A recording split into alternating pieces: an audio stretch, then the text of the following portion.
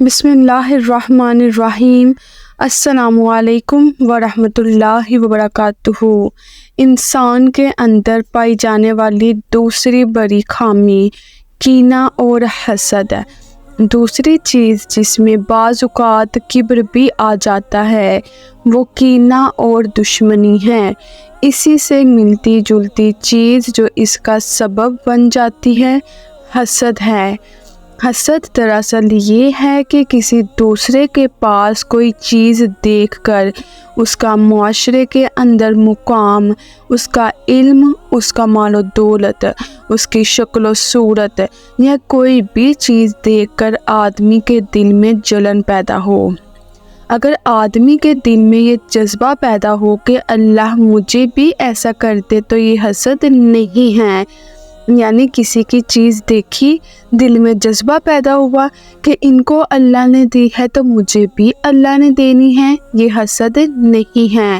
البتہ اگر جلن پیدا ہو، اس کے خلاف غصہ پیدا ہو اور پھر آدمی یہ چاہے کہ اس سے یہ چھن جائے تو یہ حسد ہے۔ حسد نیکیوں کو اس طرح کھا جاتا ہے جس طرح آگ خشک لکڑیوں کو کھا جاتی ہے۔ جب آدمی میں حسد پیدا ہو جائے تو بہت ساری برائیوں میں پڑ جاتا ہے۔ اگر کسی سے حسد ہو جائے تو آدمی اس کو نقصان پہنچانے کے در پہ ہو جاتا ہے کہ کسی طرح اس کو یا اس کے مال کو نقصان پہنچائیں یا اس کی عزت نفس کو مجروح کریں۔ اگر کہیں کسی مجلس میں اس کا کوئی تذکرہ ہو رہا ہو تو اس کا مذاق اڑا دیا، کوئی طعنہ دے دیا یا اس کی کوئی برائی کر دی۔ اگر کہیں لوگ اسے اچھا سمجھتے ہوں اور کسی نے اس کی تعریف کر دی تو پھر آدمی تجسس کرتا ہے، ٹوہ میں لگا رہتا ہے کہ مجھے معلوم ہو کہ اس کے اندر کیا کیا خرابیاں ہیں، اور موقع ملے تو وہ کیا خرابیاں بیان کرتا ہے اور غیبت بھی کرتا ہے۔ اس طرح حسد بے شمار خرابیوں کی جڑ ہے۔ اگر غور کیا جائے تو حضرت آدم علیہ السلام کے قصے میں بھی شیطان کو کبر کے ساتھ حسد بھی تھا کہ یہ مقام ان کو کیوں مل گیا۔ میں نے ہزاروں برس سجدوں میں سر مارا لیکن مجھے تو یہ مقام نہیں ملا، مگر اس مٹی کے پتلے میں اللہ نے اپنی روح پھونک دی اور اس کو یہ مقام دے دیا۔ گویا شیطان کی دشمنی میں اپنی برتری کے احساس کے ساتھ ساتھ حسد بھی موجود تھا۔ اسی وجہ سے دشمنی اور کینہ پیدا ہو گیا اور وہ در پہ آزاد ہو گیا کہ اب میں قیامت تک اس کو اور اس کی اولاد کو بھٹکانے کی کوشش کروں گا۔ کسی کو نقصان پہنچانا، عزت گھٹانا، مالی نقصان پہنچانا، مذاق اڑانا، ذلیل و خوار کرنا، انتقام پر تل جانا، قتل کے در پہ ہو جانا، برائیوں کی ٹوہ میں رہنا، تجسس کرنا، بعض اوقات کسی کے بارے میں بڑے لطیف انداز میں کوئی ایسی بات کہہ دینا جس سے وہ دوسروں کی نگاہ میں گر جائے، ان سب کے پیچھے حسد اور کینہ ہی بنیاد ہے۔ اسی لیے فرمایا گیا کہ اپنے سینے کو صاف رکھو، اگر ہو سکے تو یوں صبح و شام کرو کہ کسی کے لیے تمہارے دل میں کینہ اور حسد نہ ہو۔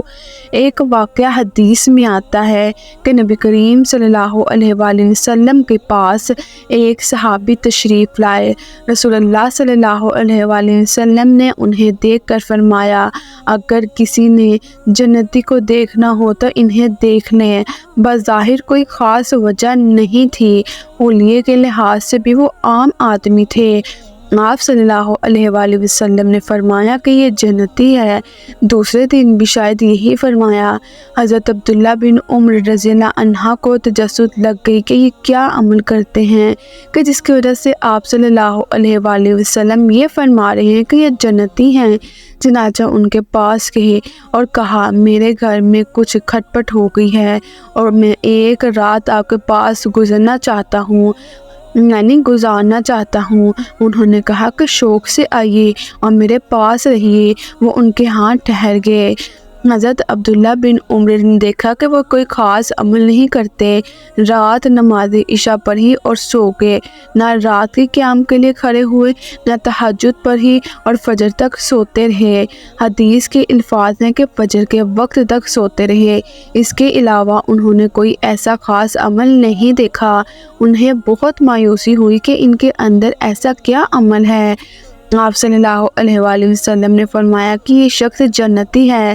جب چلنے لگے تو کہنے لگے کہ بھائی، یہ تو میں نے آپ کے پاس ٹہلنے کا بہانہ کیا تھا، دراصل میں تو یہ دیکھنا چاہتا تھا کہ آپ کا وہ عمل کیا ہے جس کی وجہ سے نبی کریم صلی اللہ علیہ وآلہ وسلم نے بشارت دی کہ آپ جنتی ہیں۔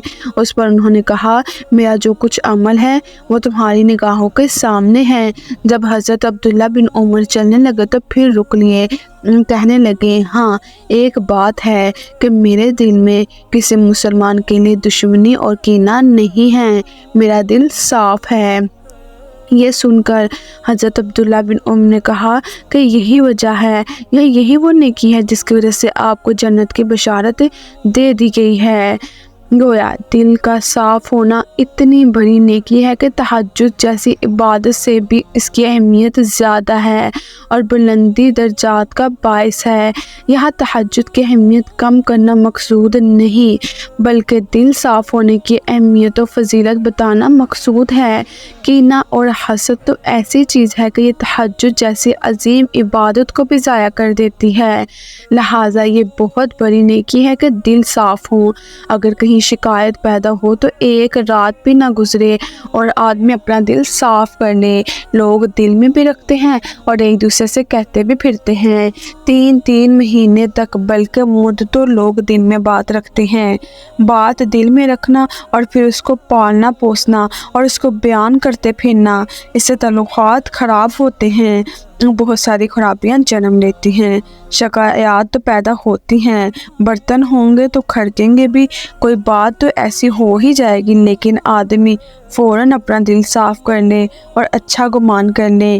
کسی بات کی اگر کوئی تعویل ممکن ہو تو اچھی تعویل کر لے۔ کسی کی نیت کے بارے میں آدمی کبھی شک نہ کرے۔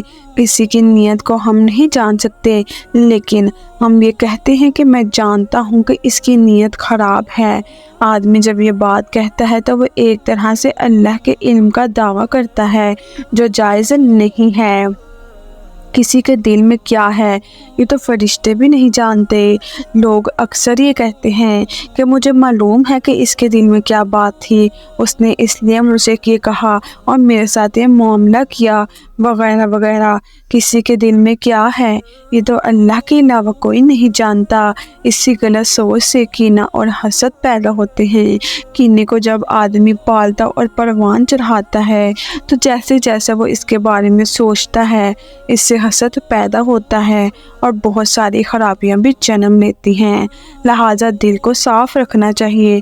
آپ صلی اللہ علیہ وآلہ وسلم نے یہ بھی فرمایا کرتے تھے کہ مجھ سے اگر شکایتیں مت کرو، لوگوں کی برائیاں مت کرو۔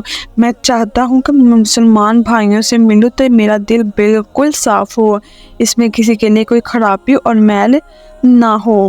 اسی بات کے پیش نظر جو لوگ دوسروں کو لے کر چل رہے ہیں، قیادت کے منصب پر فائز ہیں، یا دوسروں کے ساتھ چل رہے ہیں یا معاشرے کو چلا رہے ہوں، ان کو حسد اور کینے سے اجتناب کرنا چاہیے۔ ہمارے اگر لیڈرز ہمارے گھر کے بڑوں میں جو ہے کسی دوسرے کے لیے، اپنے رشتہ داروں کے لیے، بہن بھائیوں کے لیے حسد اور کینہ ہوگا تو آٹومیٹیکلی جو ہے وہ بچے بھی ان کو دیکھ کر یہی کچھ سیکھیں گے۔ ظاہر سی بات ہے وہ اپنے بڑوں کو دیکھ رہے ہیں اور بچے اکثر جو ہے اپنے بڑوں سے ہی ہر چیز سیکھتے ہیں، تو اگر ہم ان کے سامنے اپنے بڑوں کی برائیاں کریں گے تو ہمارے بچے بھی جو ہے وہ اس بیماری میں مبتلا ہوں گے۔ اگر ہم اس پہ غور کریں تو ہمارے دین اسلام نے کتنی ڈیٹیل سے، کتنی ڈیپ ہمیں ہر بات سمجھائی ہے کہ ہمارے دل میں کسی کے لیے حسد اور کینہ نہیں ہونا چاہیے۔ بہت سی ایسی باتیں ہوتی ہیں جن سے درگزر کرنا پڑتا ہے، اور وہ ہمیں درگزر کرنا چاہیے کیونکہ یہ اللہ کا حکم ہے۔ اور آپ صلی اللہ علیہ وآلہ وسلم نے بھی یہ فرمایا، اگر ہم تہجد کی نماز پڑھ لیتے ہیں لیکن ہمارے دل میں کسی کے لیے حسد ہوگی، کینہ ہوگی، تو ہماری نمازیں بھی جو ہیں وہ رائگاں ہیں، جس کی جو بات بری لگی وہ ڈائریکٹ ان کے منہ کے سامنے کہیں کہ مجھے فلاں بات آپ کو بری لگی اور بات کو وہیں پہ ختم کر دے۔ لیکن اگر آپ کو کوئی ڈر خوف ہے کہ ہم ان سے بات شیئر کریں گے تو معاملات بگڑ جائیں گے، تو کچھ معاملات جو ہے اپنے اللہ پر چھوڑ دے، اور اللہ جو ہے وہ بہتر انصاف کرنے والا ہے۔ اللہ کے سوا جو ہے ہمیں انصاف کسی نے بھی نہیں دینا۔ کسی کے دل میں اپنے دل میں کسی کے لیے حسد ہرگز پیدا نہ کرے۔ حسد جو ہے وہ نیکیوں کو کھا جاتے ہیں۔ ہمارے سارے کیے اعمال جو ہیں جس کے بارے میں ہم حسد کر رہے ہیں اس کو کنورٹ اچھے اعمال کیے جائیں گے، ان کی برائیاں ہمیں کی جائیں گی۔ تو ہم حسد وقتی طور کرتے ہیں، ہم اپنی آخرت بھی خراب کرتے ہیں۔ اس لیے نہ تو ہم نے حسد کرنا ہے، نہ اپنی نیکیاں ضائع کرنی ہے، نہ ہی ادھر منتقل کرنی ہے، اور نہ ہی ان کے گناہ لینے ہیں۔ ان چیزوں سے اجتناب کرنا ہے جتنا ہو سکے۔